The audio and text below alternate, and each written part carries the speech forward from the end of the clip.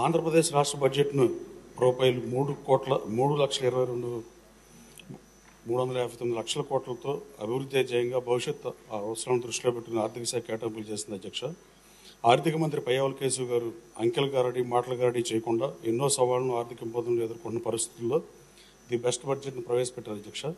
గత ఆర్థిక మంత్రి బుగ్గన రాజేంద్ర రెడ్డి గారు పెట్టకథలు చెప్పేవాడు తప్ప అసలు కథ చెప్పే పరిస్థితి ఉండేది కాదు. వాస్తవాన్ని వక్రీకరించి మాట్లాడిన పరిస్థితులు ఈ సభలో మనం చూసాం అధ్యక్ష. అలాగే మనందరికీ సునామీ గురించి తెలుసు అధ్యక్ష. కేవలం 90 నిమిషాల నుంచి 3 గంటలు మాత్రమే అది ప్రభావం చూపిస్తుంది అధ్యక్ష. అలాగే పెను తుఫాను కూడా తీరం దాటే ముందు కొన్ని గంటల నుంచి కొన్ని గంటల తర్వాత మాత్రమే ప్రభావం చూపించగలదు అధ్యక్ష. అవి సృష్టించే విధ్వంసం మనం ఎన్నడూ ఊహించిన విధంగానే ఉంటాయి. అలాంటి ప్రళయాలు కూడా కేవలం ఒక ప్రాంతాన్ని మాత్రమే కొంతవరకు నష్టం చేకూర్చి వెళ్ళిపోతాయి. 2001లో గుజరాత్ కచ్ ప్రాంతంలో వచ్చిన భూకంపం కానీ, 2004లో వచ్చిన సునామీ కానీ, 2014లో వచ్చిన హుద్దూద్ తుఫాను కానీ, వాటి ప్రభావం వల్ల అందరి జీవితాలు తారుమారయ్యో మనం చూసాం. అది ప్రాణ నష్టం కానీ, ఆస్తి నష్టం కానీ ఏదేమైనా ముఖ్యంగా అటువంటి సందర్భాల్లో ఆ ప్రాంత ప్రజల భవిష్యత్తే ప్రశ్నార్థకంగా మారే పరిస్థితి అధ్యక్ష. వాటిని మించిన విధ్వంసం యావత్ రాష్ట్రం మీద 5 సంవత్సరాల పాటు జరిగితే ఎలా ఉంటుందో మన రాష్ట్ర పరిస్థితి కొన్ని నెలల క్రితం అలాగే ఉన్న పరిస్థితి అధ్యక్ష. అన్ని వ్యవస్థల్లోనూ విధ్వంసం, అన్ని వర్గాల ప్రజలు బాధలను అనుభవించడం, అందరి భవిష్యత్తు అంధకారం, చివరికి భాషను కూడా వదలలేదు అధ్యక్ష. అది ప్రజలకు అర్థమైంది కాబట్టి నభూతన భవిష్యత్ రీతిలో చంద్రబాబు గారికి ఎన్డీఏ కూటమికి 124 సీట్లతో పట్టం కట్టారు అధ్యక్ష. విపత్తులను అవకాశాలుగా మార్చుకుని పనిచేసే నాయకుడు గౌరవ ముఖ్యమంత్రి గారు తిరిగి రాష్ట్ర ఆర్థిక వ్యవస్థను గాడిలో పెట్టడానికి ఆయన చేస్తున్న నిరంతర శ్రమను ప్రతి ఆంధ్రుడు అభినందించే పరిస్థితి అధ్యక్ష. రాష్ట్ర బడ్జెట్లో మొట్టమొదటిసారిగా తెలుగు భాష ఉద్ధరణ కోసం 10 కోట్లు కేటాయించడం శుభపరిణామం అధ్యక్ష. నికోలే డి కొంటే అనే ఇటాలీ యాత్రికుడు తెలుగును ఇటాలియన్ ఆఫ్ ది ఈస్ట్గా వివరించిన పరిస్థితి. అలాగే కృష్ణదేవరాయల ఆముక్తిమాలిదలో తెలుగుదనేళ్ల దేశంపు తెలుగే తెలుగు వాళ్ళకుండా తెలుగు కొండ ఎల్లన్న పులుగులు ఇరుగువే భాషాడి దేశ భాషలందు తెలుగు లెస అన్న పరిస్థితి అధ్యక్ష. అలా తెలుగును అభివర్ణిస్తే శంకరాబాడి సుందరాచార్య గారు రాసిన రాష్ట్ర గీతం మా తెలుగు తల్లికి మల్లెపూదండ, అలాగే పొట్టి శ్రీరాములు గారు భాషా ప్రయుక్త రాష్ట్రం కోసం ప్రాణాలు అర్పించి, అలాగే ఎన్టీ రామారావు గారు ఊరువాడ పార్టీ పెట్టి తిరిగినప్పుడు తెలుగు భాష మీద తెలుగుదేశం పార్టీ పేరు పెట్టి అధికారంలోకి వచ్చింది కాదని నిజం అధ్యక్ష. మదరైసీలను పిలిచిన మనల్ని తెలుగులకు గుర్తింపు తెచ్చిన మహానుభావుడు ఎన్టీఆర్ గారు తెలుగు విశ్వరాజ్యం పెట్టారు. అట్లాగే బ్రిటిష్ ఆయన సిపి బ్రౌన్ గారు తెలుగులో నిఘంటువు రాసిన పరిస్థితి అధ్యక్ష. కానీ జగన్మోహన్ రెడ్డి గారు మాత్రం పాఠశాలల్లో తెలుగు భాషను తీసేసి ఇంగ్లీష్ భాషను బలవంతంగా విద్యార్థుల మీద రుద్దాలని చూసిన విషయం మనందరికీ తెలిసిందే అధ్యక్ష. గత వైసీపీ ప్రభుత్వం భాషా ప్రయుక్త రాష్ట్రాల్లో భాష మీద దాడి చేసి మాతృభాషను మృత భాషగా మారుద్దాం అనుకున్న పరిస్థితి అధ్యక్ష. పనికిమాలిన మంత్రులుగా పెట్టి అగౌరవంగా మాట్లాడించే పరిస్థితి, అలాగే బూతులు తెట్టించి తెలుగు భాషను అవమానపరిచి తెలుగు తల్లి కూడా బాధపడిన పరిస్థితి అధ్యక్ష. ప్రభుత్వం మాతృభాషకు బడ్జెట్ కేటాయించడం ఇదే మొట్టమొదటిసారి అధ్యక్ష. ఇది ప్రతి తెలుగువాడు గర్వించదగ్గ విషయం. ముఖ్యమంత్రి గారికి ప్రతి తెలుగువాడు పార్టీలకు అతీతంగా ధన్యవాదాలు చెప్పాల్సిన అంశం అధ్యక్ష.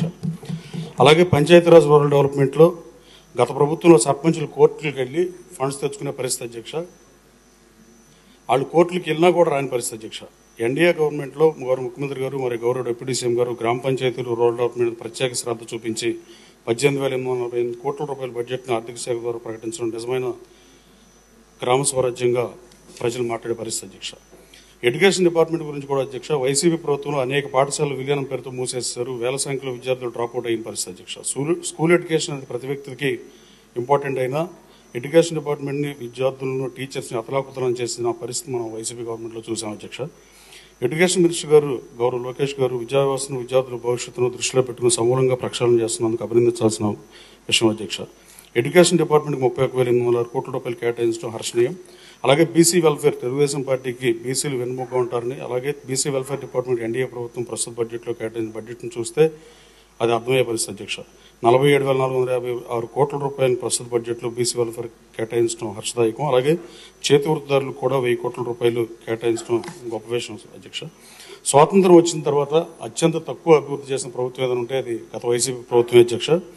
ఏ ప్రజాప్రభుత్వం అయినా కొత్తగా రోడ్లు వేస్తుందని చూసాం విన్నాం, కానీ ప్రస్తుత ప్రభుత్వానికి గుంటలు పూడ్చే కార్యక్రమం అప్పచెప్పిన దిక్కుమాలిన పరిస్థితుల్లో రోడ్లను గత ప్రభుత్వం గాలికి వదిలేసిన పరిస్థితి అధ్యక్ష.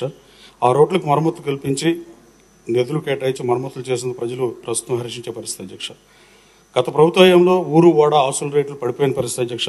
గత ప్రభుత్వంలో రాష్ట్రంలో పెట్టుబడులు పెట్టక ఎవరు ముందుకు రాని పరిస్థితి, నిరుద్యోగ ఉపాధి అవకాశాలు లేని పరిస్థితి, పారిశ్రామికవేత్తలు పారిపోయిన పరిస్థితి, నా నియోజకవర్గంలో అశోక్ లైలాండ్ వంటి పెద్ద కంపెనీలు కూడా ప్రారంభానికి సిద్ధంగా ఉన్నా కూడా వాళ్ళు వెనక్కి వెళ్ళిపోయిన పరిస్థితి అధ్యక్ష. అలాగే రైతులకు సకాలంలో నీరు అందించడం విఫలమైన పరిస్థితి. ఖరీఫ్కి రబీకి గిట్టుబాటు ధర కల్పించలేకపోవడం పక్కన పెడితే 2024 ధాన్యం కొనుగోలు చేయకుండా ఆరుగాలం కష్టపడే రైతు సోదరులు ఇబ్బంది పెట్టిన పరిస్థితి అధ్యక్ష.